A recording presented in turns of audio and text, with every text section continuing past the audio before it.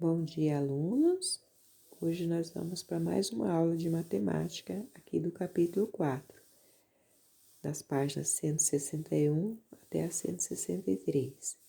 Então, aqui na metade da página nós temos medidas de comprimento. A ideia de contagem é algo muito antigo que surgiu com a necessidade do ser humano de contar elementos de um conjunto, como o número de pessoas, animais ou objetos. Do mesmo modo, quando começamos a construir e fabricar coisas, como pequenas moradias e peças de vestuário, sentimos a necessidade de medir. Então, as medidas de comprimento as medidas surgiram de acordo com as necessidades que os seres humanos tinham. Aí vocês observam aqui as imagens, né? Que tem pessoas medindo, cada um está medindo alguma coisa, e aí nós vamos na página 162. Para medirmos o comprimento de algo, devemos comparar o comprimento procurado com outro já conhecido, um padrão. Alguns desses padrões foram obtidos de partes do corpo humano, então, quando não se tinha outra maneira de medir, as pessoas utilizavam o corpo humano, como vocês veem nas figuras aqui, o polegar, o pé, o palmo. No entanto, você deve perceber que as medidas do corpo humano variam de pessoa para pessoa. Assim, algumas dessas medidas eram referentes a uma só pessoa, como as medidas de um rei. Então, as medidas se a gente utilizar essas medidas, elas vão variar, porque nem todas as pessoas têm o mesmo tamanho de pé, nem todas as pessoas têm o mesmo tamanho de mão, né, do dedo polegar. Então, por isso que ela varia de acordo com a pessoa.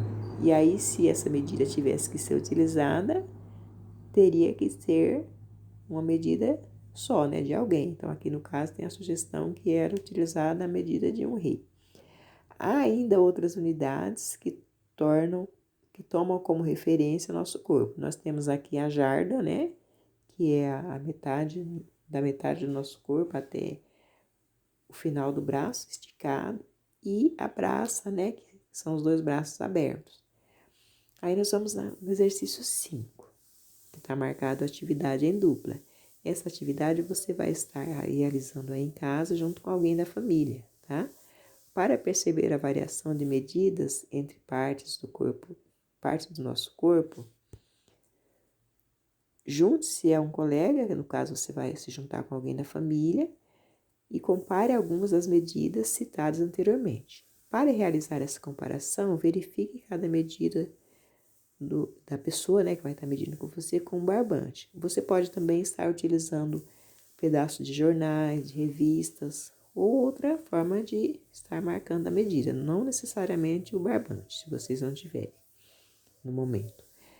E aí vocês vão estar medindo. Depois de comparar as medidas, né? Você vai comparar a medida sua com a da outra pessoa. Vocês irão estar assinalando com um X aqui na tabela a maior medida em cada caso. Partes do corpo. Então, temos lá o palmo. A maior medida foi a sua medida ou foi a medida do seu colega, da pessoa que está fazendo com você? O pé, mesma coisa. Se foi a sua medida ou da outra pessoa, tá? Aí nós vamos agora na página 163, o exercício 6. Use sua medida de polegar e anote a medida aproximada. Então, vocês vão aqui no exercício A. Do comprimento da capa de seu livro, vocês irão ver quantos polegares que vai dar, para você poder medir a capa do livro. Da largura da capa do seu livro, né? Primeiro o comprimento, depois a largura. Você vai ver quantas polegadas que vai dar. Além das partes do corpo, o ser humano criou outras unidades padronizadas para medir comprimentos, como o metro, o centímetro, o quilômetro e entre outras. O exercício 7. A turma do quarto ano em que Bianca estuda está fazendo um trabalho na aula de arte usando palitos de sorvete. De início, cada aluno deveria formar figuras geométricas, colando palitos de sorvete em linhas de uma malha quadriculada, né, de um papel quadriculado. Veja como está o trabalho da Bianca e de sua amiga Clara. Então, o trabalho da Bianca, né, ela fez de uma forma e o da Clara ela fez de outra. E aí vocês têm aqui as o exercício. Observe que elas pintaram a região interna da figura formada pelos palitos. Então, elas formaram, né, as figuras, depois na malha quadriculada e depois pintaram lá dentro. Escreva quantos palitos cada uma usou para formar a respectiva figura. Aí vocês irão ver quantos palitos cada um usou, quantos palitos a Bianca usou e quantos palitos a Clara usou. Se adotamos o palito como unidade de medida, a quantidade de palitos usados para contornar cada região indicará o perímetro dessa região. Sabendo disso, complete cada frase. Então, vocês vão completar. A figura de Bianca tem quantos palitos, né, de perímetro? Você vai colocar. E a figura de Clara também. Vocês vão contar e colocar. E assim termina a nossa aula. Boa aula a todos e até a próxima.